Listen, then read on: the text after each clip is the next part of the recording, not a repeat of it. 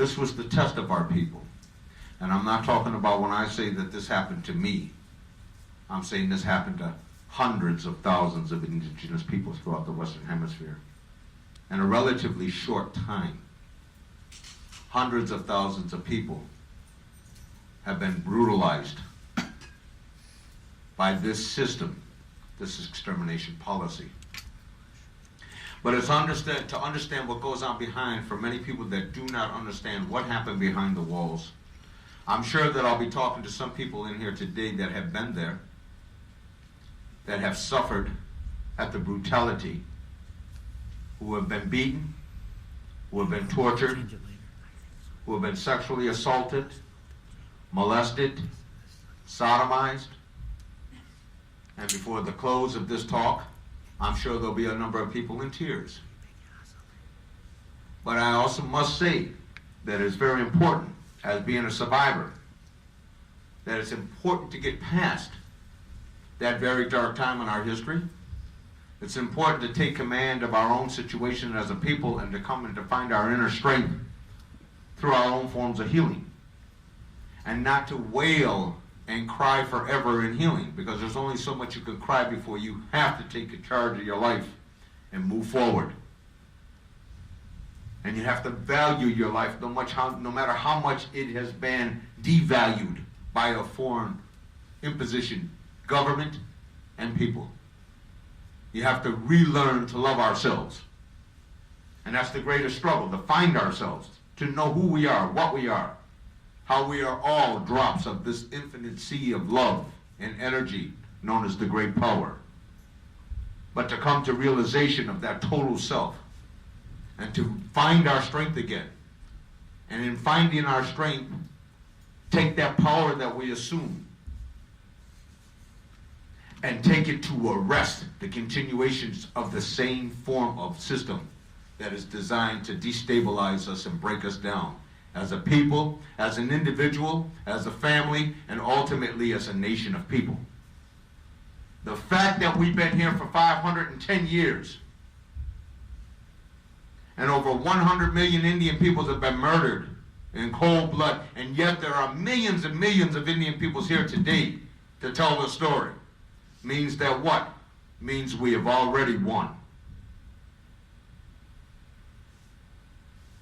And when we look at the rest of the world situation and the effects of colonial encroachment into unceded and unsurrendered Indian lands, or we look at the international implications of illegal occupations and invasions of indigenous populations like the Afghanis or the Iraqis, and or any of our relatives in Central and South America, then we say they have to watch.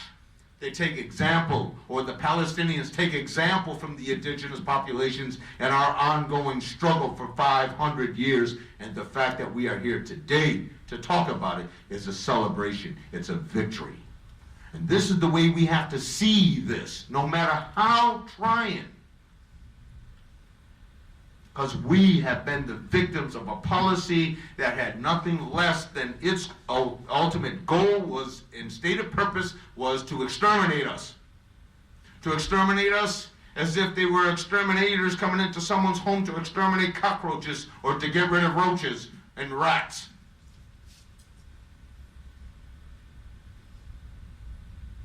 And this is how we're viewed, because racism and sexism creates that perception of us as subhuman beings. So when our white relations see us, and they've been taught nothing but this in their homes and in their schools and in their privileged class, all they understand is that we are subhuman beings, because this is what they've been told. An Israeli soldier once said the only reason it was so easy for him to kill so many Palestinians with impunity is because all his life, his parents had told him that the Palestinians were nothing but roaches. And he believed that. And they were to be killed and exterminated so that they could settle in Palestinian lands. Well, this is the same form of racism that permeated the whole Western Hemisphere. where so many of our relatives have died historically for over 510 years. Now it's necessary to zero in on how did that happen? How did this process take place? I remember that when I was 7 years old, my father went to work for U.S. Steel, U.S. Rubber. And he was trying to work 2 jobs in order to feed 7 children. When he went into this factory, it was supposed to spray paint with 10 other guys the inside of this tank. And as they would spray paint the tank in order for them to put some other kind of chemicals in there. But they were supposed to insulate it with some chemical spray. Turns out that night, all 11 guys got sick. The next morning, they were all dead. They died from pain inhalation. They never gave them safety precautions. The simplest thing, a gas mask. My mother was left with 7 kids, no money. This is coming out of the dark ages, the early 50s. This was the very dark times for Indian peoples. After the historical wars with indigenous populations all throughout North America. My mother began drinking to drown her pain. Then she went to the store one day to get some bread and some butter and sugar. This is what we were subsisting on every day. She went to get this stuff at the store. When she came back, Child Welfare Department had come in with a bunch of police, kicked the doors down, grabbed all 7 of us, took us into 7 different places. My sisters went to some foster home. They ended up there till they were all 18 years old, and they were sexually abused every single day that they were taken into this home. I was taken to a boarding school. And I remember I had one time to see my mother. She came to see me at this place, the Child Welfare Department. She was crying.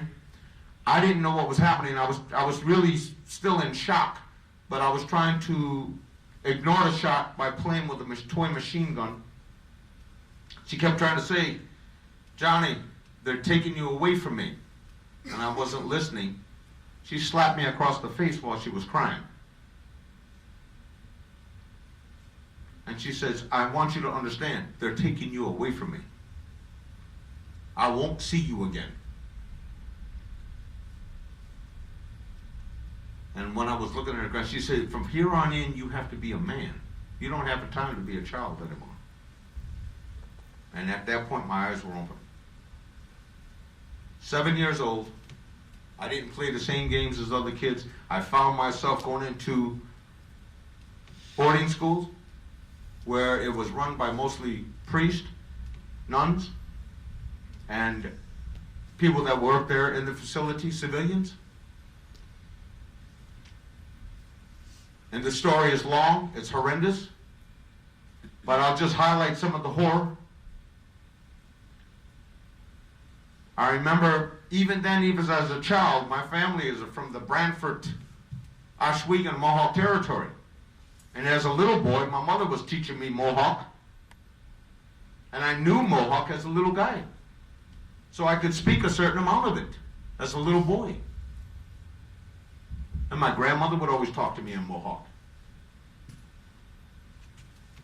And I remember when I went to see one of these little boys, I started talking with one of these little boys, and he was a Mohawk, and we were talking Mohawk. We started saying some stuff in Mohawk to each other, and all of a sudden, the priest grabbed me, smacked me. Another one grabbed me and took a big needle and stuck it right down my tongue, through my tongue, outside of my mouth, and taped my mouth, and threw me inside a closet for 4 days, with my hands taped behind my back. And no food, in the dark. While in the dormitories, I could hear all night long little children screaming because they were pulled out of their beds, taken into different rooms in the area, and they were screaming because they were being raped They were being sodomized and they were screaming for the mommies, for their daddies to help, help.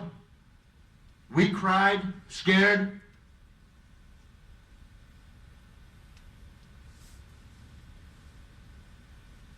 And then wondered why the next day they would tell us it was a sin in the eyes of God to masturbate.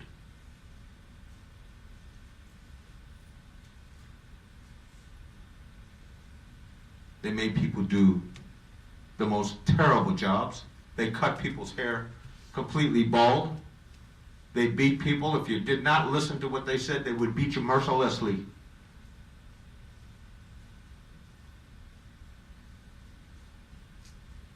And this was a way of life. This was institutional terror that was going on.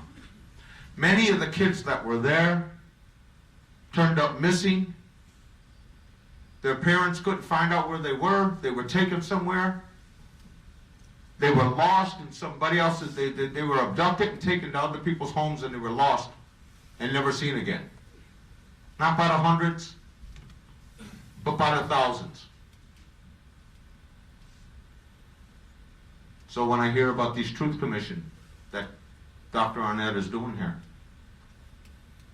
and I say, what happened up here in the residential schools? I said, this has to be addressed. The government, Canadian government, has to be held accountable, just like the U.S. government had to be held accountable for these policies, for these institutions, for this terror, for this genocide, for this extermination policy. They had to be held accountable. Over the years, I found that it was necessary. When my mother said to keep your eyes open and never be a child again.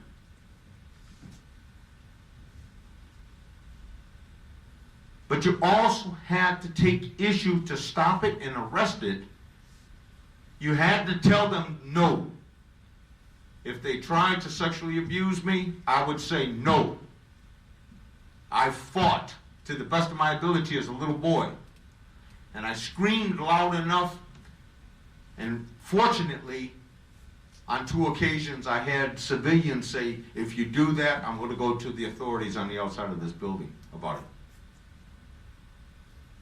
So I got through it, but I took many beatings. But what I began to do is I began to fight back, because I knew that this was wrong. So I began to fight back, and the older I got, the bigger I got, the stronger I got, the better I could fight.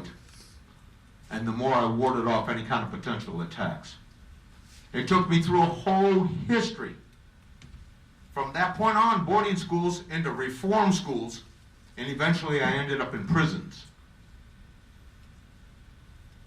For the little bit of time that I was in the street, I did alcohol, I began to drink, I began to drug, and I began to think about suicide.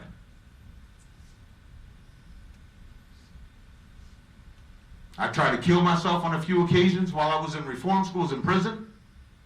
I tried cutting my wrist because the only world I understood was a world of institution. I saw the inside of these terror camps, these terror institutions. I thought that that's the way life was. I didn't know what was outside of those walls anymore, because you lose all contact with what's outside. For the little bit of time that I was in the street, 1969, out of pure desperation, I had no money, I had no job, no social assistance, and out of pure desperation one night I attempted to rob a store, and I bungled the robbery. I was arrested and taken to jail, and ended up, the first time I ever attempted anything, judge told me, effing Indians like you are savages that belong behind bars. And for an attempted robbery, I was given 8 years. At the age of 17, I went into a prison called Attica State Prison in New York.